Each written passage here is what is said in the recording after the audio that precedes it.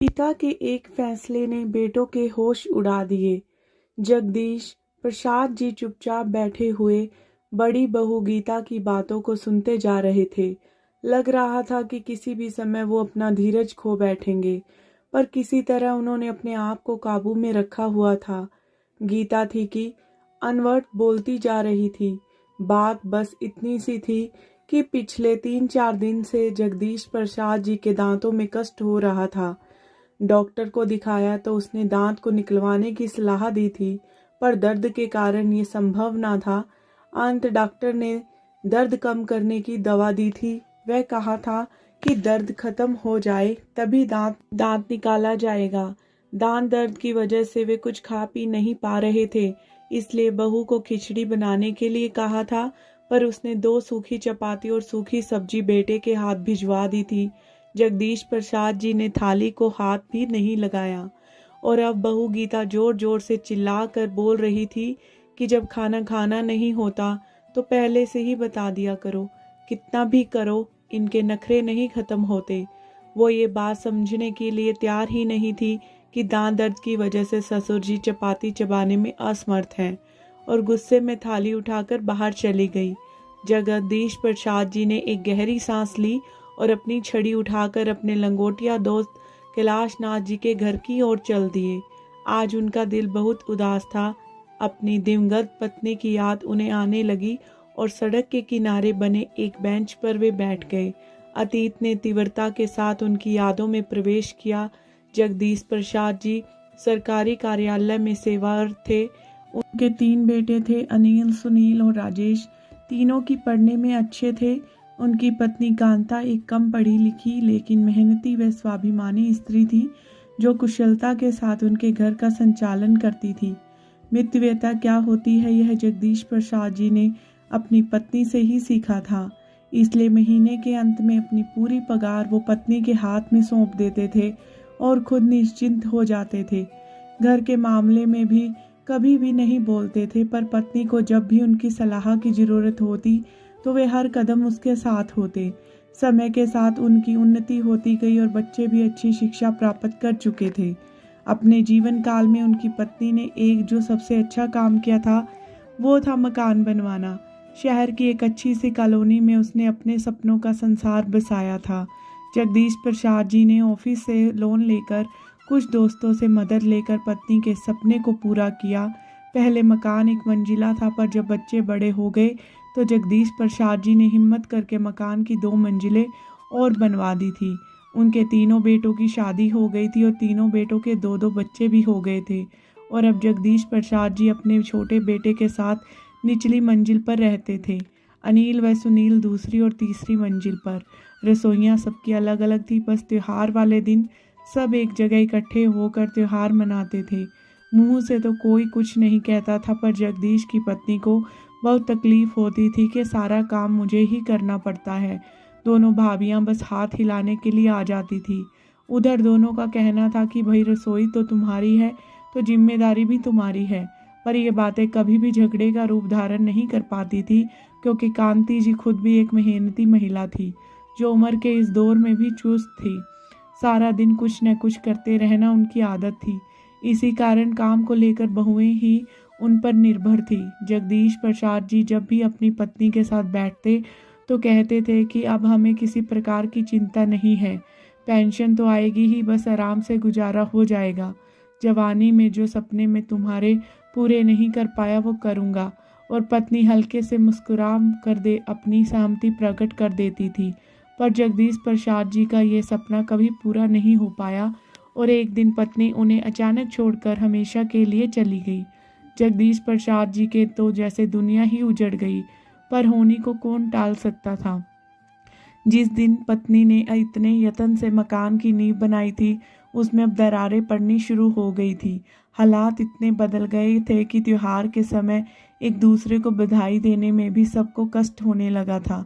सब अपनी अपनी गृहस्थी में मस्त हो गए थे। एक अकेले जगदीश प्रसाद जी रह गए थे जो सब कुछ समझ रहे थे, पर उम्र के इस दौर में अपने आप को असहाय या सा महसूस करने लगे थे। 2 दिन पहले ही वो जब अचानक कार में घुसे तो उन्हें बेटों व बहुओं की आवाज़ें सुनाई दी। कौतूहलवश वे चुपचाप खड़े हो गए और उनके दुख का वे ठिकाना न रहा जब उन्होंने सुना कि तीनों बेटों ने उन्हें 2-2 महीने के लिए बांट लिया है। छोटी बहू को शिकायत थी कि जब मकान में सबका बराबर हिस्सा है तो पिताजी की सेवा में भी सबका बराबर का हिस्सा होना चाहिए। मैं भी थोड़ा आज़ाद रहना चाहती हूँ, जो पिताजी के कारण संभव नहीं हो पा रहा। तकलीफ तो बस सबको हो गई थी पर कोई चारा न था।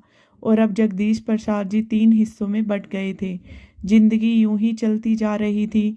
2 महीने कभी एक बेटे के पास, फिर दूसरे और फिर तीसरे के पास। मुसीबत तो तब आती थी जब कभी महीने के अंत में यदि उनकी तबीयत खराब हो जाती तो इलाज यह सोचकर नहीं कराया जाता था कि अब 2-4 दिन के बाद दूसरे बेटे के पास तो जाना ही है, तो वो ही इलाज करा देगा। आज जगदीश प्रसाद जी के सब्र का बांध टूट गया था। 2 दिन पहले ही उन्होंने दांत निकलवाया था। उनका दिल कुछ मीठा, कुछ गर्म कुछ नरम खाने का हो रहा था। उन्होंने अपनी मंझली बहू को हलवा बनाने के लिए कहा और अलका का जवाब था कि मैं अभी खाली नहीं हूँ, आपको और कुछ तो सूझता नहीं, इस उम्र में भी खाने की पड़ी है। 2 दिन के बाद मोना छोटी बहू के पास जाएंगे तो वहीं खा लेना। मैं किट्टी पार्टी के लिए लेट हो रही हूँ। और जगदीश प्रसाद जी के सब्र का पैमाना छलक गया। आज तक वो अपने बेटे बहुओं की सब ज्यादतियां बर्दाश्त कर रहे थे, पर आज तो हद हो गई। आंखें आंसुओं से भर गई और वे कैलाश जी के घर चल पड़े। कैलाश जी उनके बचपन के मित्र थे। शिक्षा प्राप्ति से लेकर सेवानिवृत्ति तक दोनों साथ ही रहे। कैलाश नाथ जी थोड़े व्यवहारिक बुद्धि वाले व्यक्ति थे। वे दिल से नहीं दिमाग से सोचते थे। उन्होंने अपने दोस्त को कई बार समझाया था कि थोड़ा रोब रखा करो। किस बात की तुम्हें कमी है? मकान अभी तुम्हारे नाम है। बेटे बहू जब भी सिर पर बैठने की कोशिश करे तो धमकी दे दिया करो कि किसी को भी हिस्सा नहीं दूंगा। पर जगदीश प्रसाद जी को ये बात नामंजूर थी। उनका कहना था कि जब मकान बनवाया ही बच्चों के लिए है तो ऐसा सोचना किस लिए। लेकिन आज उन्हें लग रहा था कि अब कुछ करने का समय आ गया है। कैलाश नाथ जी से सलाह मशवरा करके जगदीश प्रसाद जी घर आकर पत्नी की तस्वीर के सामने खड़े हो गए, जैसे मन ही मन उनसे विचार विमर्श कर रहे हों। एक दृढ़ निश्चय उनके चेहरे पर आया और वे भूखे पेट ही सो गए। किसी ने भी खाने के लिए नहीं पूछा। उन्हें पता था कि उनके तीनों बेटे पत्नियों के साथ गर्मियों की छुट्टियों में बाहर जा रहे हैं। किसी को भी यह ख्याल नहीं था कि पिताजी क्या खाएंगे, कैसे रहेंगे। जगदीश प्रसाद जी ने भी कुछ नहीं कहा। उन्हें अपनी योजना को अंतिम रूप देने का अवसर मिल रहा था, तो वो चुपचाप शांत भाव से बैठकर सबकी तैयारियां देख रहे थे। वैसे भी उनका मानना था कि जब बेटे ही माँ बाप को नहीं पूछते तो बहुओं से क्या उम्मीद रखना। बहुएं तो चाहती ही हैं कि किसी की सेवा न करनी पड़े। वे तो पति और बच्चों में ही अपना परिवार देखती हैं। सास ससुर उन्हें बोझ लगने लगते हैं। वे अपने अधिकारों के प्रति तो सचेत रहती हैं, पर अपने कर्तव्यों की तरफ से आंख मूंद लेती हैं। सबके जाने के बाद जगदीश प्रसाद जी अपने मित्र के साथ प्रॉपर्टी डीलर के पास गए। प्रॉपर्टी डीलर कैलाश नाथ जी के पुत्र का खास दोस्त था। उनसे मिलकर अपनी व्यथा बताई, कुछ सलाह मशवरा किया, वह वापिस आ गए। 10 दिन के बाद जब बेटे बहुए प्रसन्नित घर लौटे तो मकान पर ताला देखकर सबकी त्योरियां चढ़ गई। छोटी बहू मोना बोलने लगी, हद हो गई है लापरवाही की। पता था कि हम आज आ रहे हैं, घर नहीं बैठ सकते थे क्या? उसके गुस्से के कारण भी था कि अब 2 महीने पिताजी को उनके पास रहना था। काफी देर इंतजार करने के बाद अनिल व सुनील कैलाश नाथ जी के घर की ओर चल दिए और उनके पैरों तले जमीन खिसक गई जब उन्हें पता चला कि पिताजी ने मकान 10 लाख में बेच दिया है और अब वे कहाँ हैं किसी को कुछ नहीं पता। तीनों परिवारों को समझ नहीं आ रहा था कि ये सब उनके साथ क्या हो गया। उन्हें लग रहा था कि यह एक भद्दा मजाक है जो पिताजी ने उनके साथ किया है। गुस्से में तीनों भाई उबल रहे थे। पिताजी ऐसा कैसा कर सकते हैं हमारे साथ? मकान की कीमत लगभग 1 करोड़ थी तो पिताजी ने 10 लाख का घाटा क्यों उठाया? ये उन सबकी समझ से बाहर था। कोई चारा न देखकर सब अपने ससुराल चले गए। अगले दिन बड़े बेटे के पास कैलाश नाथ जी का फोन आया और उन्होंने तीनों पुत्रों को अपने पास आने के लिए कहा कि कुछ आवश्यक सूचना देनी है। शाम तक का भी इंतजार सबको भारी पड़ रहा था। कैलाशनाथ जी के पास से जो सूचना उन्हें मिली उससे तीनों की जुबान पर ताला लग गया था। दिमाग जैसे कुंद हो गया, सोचने समझने की शक्ति ने जैसे साथ ही छोड़ दिया। कैलाशनाथ जी के अनुसार जगदीश प्रसाद जी हरिद्वार चले गए हैं और उन्होंने वहां पर एक घर ले लिया है और अब वहीं रहेंगे। ये समाचार पूरे परिवार पर एक भारी प्रहार था। बहुत अनुन्य विन्य करने पर कैलाशनाथ जी से वे पिताजी का पता प्राप्त कर सके और हरिद्वार की ओर चल पड़े। पिताजी का यह कदम उनकी समझ से बाहर था। हरिद्वार पहुंचकर पिताजी को देखकर एक और झटका लगा। पिताजी तो प्रसन्नित और स्वस्थ रूप से लग रहे थे। बेटे बहुओं को देखकर उनके होठों पर मुस्कान आ गई। प्रसन्न दिल से उनका स्वागत किया और दीपक कहकर किसी को आवाज दी। आवाज सुनते ही 20-22 साल का एक लड़का सामने खड़ा हो गया। सबने कौतूहल से देखा। जगदीश प्रसाद जी ने सबकी नज़रों को नज़रअंदाज किया और दीपक को 4 प्लेट गरम गरम हलवा लाने के लिए कहा।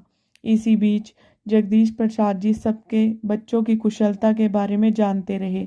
बेटे एक दूसरे की तरफ देख रहे थे कि कौन पहले करे, पर किसी की हिम्मत नहीं हो पा रही थी कुछ पूछने की। इतने में दीपक एक ट्रे में 4 प्लेट लेकर आ गया और सबको एक एक प्लेट पकड़ा दी। किसी ने भी प्लेट को हाथ नहीं लगाया। किसी को बोलते न देखकर जगदीश प्रसाद जी ने कमान अपने हाथ में ली और बोलने लगे। तुम सबको हैरानी हो रही होगी और गुस्सा भी आ रहा होगा कि पिताजी को ये सनक सवार हो गई है, लेकिन कारण भी तुम लोग ही हो। मैंने और तुम्हारी माँ ने तुम लोगों को कभी भी किसी प्रकार की कमी नहीं आने दी। तुम्हारी माँ ने मेरी एक अकेली तनख्वाह से कितनी कुशलता से घर को चलाया, ये मुझे तुम सबको बताने की ज़रूरत नहीं है। और आज मुझे ये कहने में भी कोई शर्म नहीं कि उसने अकेले तुम सभी को अपने प्यार में बांध रखा था, पर तुम 6 लोगों ने अपने एक बाप को ही किश्तों में बांट लिया। पर चलो कोई बात नहीं, कम से कम 2 वक्त की रोटी तो शांति से दे सकते थे, पर वो भी नहीं हो पाया। पार्लर और किटी पार्टी में जाने के लिए सभी के पास वक्त था, पर मेरी 2 रोटियां सबको भारी पड़ रही थी। तुम सभी को अच्छी तरह से मालूम था कि जिसके पास भी मैं रहता था अपनी पेंशन वहीं खर्च करता था, लेकिन मेरी दवाई के लिए किसी के पास पैसे नहीं होते। तुम सबको अपने अधिकार पता थे, पर उस बूढ़े के प्रति तुम्हारे कर्तव्य भी हैं, यह तुम में से किसी को याद नहीं रहा। और फिर जब मेरे बेटे ही ऐसे हैं तो बहुओं से मैं क्या उम्मीद रखूं। कहते कहते जगदीश प्रसाद जी का गला रूठ गया। तीनों बेटे बहुएं नजरें झुका कर बैठे थे। जगदीश प्रसाद जी ने दोबारा बोलना शुरू किया। मेरा यह फैसला तुम्हें पसंद नहीं आएगा, यह मैं जानता हूँ, पर इसके जिम्मेदार भी तुम लोग ही हो। तुम्हें पता चल गया होगा कि मैंने मकान बेच दिया है, 10 लाख के घाटे में बेचा है, पर मुझे इसका कोई मलाल नहीं। 2-2 लाख मैं अपने पोते पोतियों के नाम से फिक्स डिपॉजिट करा दिए हैं, जो उनके बड़े होने पर ही उन्हें मिलेंगे। मैंने यह घर खरीद लिया है। 2 कमरे, किचन, बाथरूम, टॉयलेट, सभी सुविधाएं हैं। उनमें जो कमी थी वो मैंने जुटा ली है। मैंने इसके लिए आश्रम को 14 लाख दे दिए हैं। मेरे मरने के बाद यह घर आश्रम की संपत्ति को जाएगा। अभी अभी जिस लड़के को तुमने देखा है वो एक अनाथ लड़का है जो अब मेरे साथ रहता है। मैंने एक स्कूल में उसका नाम लिखवा दिया है, पढ़ता भी है और मेरी सेवा भी करता है। 2 लाख मैंने इसके नाम से भी जमा किए हैं। बाकी जो बचा, कितना बचा उसका हिसाब तुम लगा लो। मैंने बैंक में जमा करा दिए हैं। बैंक से जो इंटरेस्ट आएगा उसमें मेरा खर्चा आराम से चल जाएगा। मैं अपना खर्चा आराम से चला लूँगा। अब तुम लोगों को मेरी तरफ से पूरी आज़ादी है, जैसे चाहो वैसे रहो। ये सब कहकर जगदीश प्रसाद जी चुप हो गए और आराम कुर्सी पर बैठकर अपनी आंखें बंद कर ली। तीनों बेटे बहुओं को समझ नहीं आ रहा था कि पिताजी की इन बातों पर अपनी क्या